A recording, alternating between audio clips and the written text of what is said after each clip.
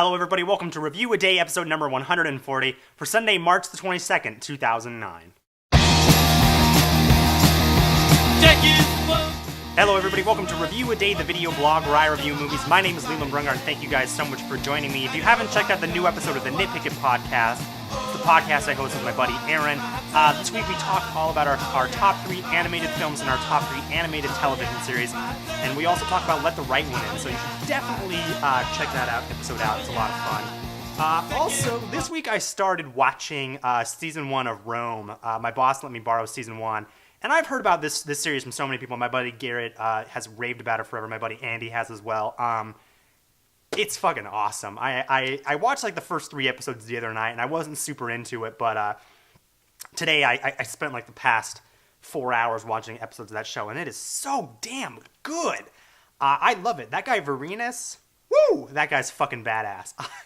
That guy rules. The film I'm going to be reviewing for you guys today, though, is I Love You, Man. And this is the new flick from director and writer John Hamburg. You probably know John Hamburg's work. He wrote Meet the Parents, Meet the Fockers. I believe he wrote or helped write Zoolander, which is a film I don't really like. Lots of people like that movie, but I'm not a fan of it. He also wrote and directed Along Came Polly, which is the only film he has directed before I Love You, Man. This film stars Paul Rudd, Jason Segel, Rashida Jones, Jamie Presley, and Jon Favreau makes a turn in this film. Has anyone told Jon Favreau that he doesn't really need to do acting anymore? I mean, the guy directed Iron Man. That was like a big deal, right? He doesn't need to keep making appearances in films. This movie's about Paul Rudd gets engaged to that chick from The Office, Rashida Jones, and he realizes he needs a best man, and people keep telling him that he's never really had a best friend. He's always been a girlfriend guy. And it's kind of about him trying to find a best friend and trying to connect with other guys. Kind of an unusual story, but I like that. This movie really has everything needed to make a pretty great Judd Apatow flick. The problem, the catch this time, though, is that this actually isn't a Judd Apatow film. He is not involved in this movie, which I found very surprising. And I could kind of tell. I know one thing Judd Apatow does a whole bunch of, with all of the films he's produced and written, he test screens them like crazy. And so by the time that film hits the theaters, they have edited that movie so well, and they have used the best takes. Judd Apatow also uses a lot of improv, as does this film, I believe anyways.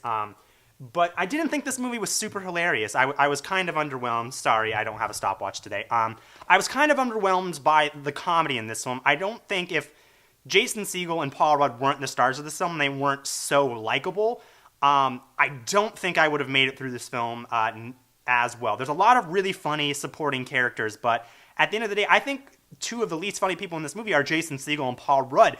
But that said, they're incredibly likable, and they sell this story. I just don't think it's really that funny of a movie altogether. To me, the standout comedic performances are Jon Favreau and Jamie Presley, who I think are so underrated. I know I said Jon Favreau really doesn't need to be starring in films anymore, but he is so goddamn funny, and he was also fucking funny in Four Christmases, which I didn't think was a great movie, but I enjoyed it nonetheless, and I thought he was awesome in that. Jamie Presley is awesome in this film also. I think she's really underrated. I'm not a huge fan of My Name is Earl, but I think she's pretty terrific on that show. Even though I don't think this movie is super funny, I do think this movie is really good. I think it's pretty great, kind of. I think it is such a movie about being a man in 2009 and kind of everything that goes along with that. In the past couple years, in the last 10 years, I would say the men have kind of been changing. Metrosexual has kind of come into a word, I guess. I don't really know what it means, but it's so 2009, and I really like the relationship, and I don't think I've seen a movie really explore a bromance quite like this. I think Superbad kind of did it, but I love this story. It's very sweet, and I don't think you see these types of male friendship films.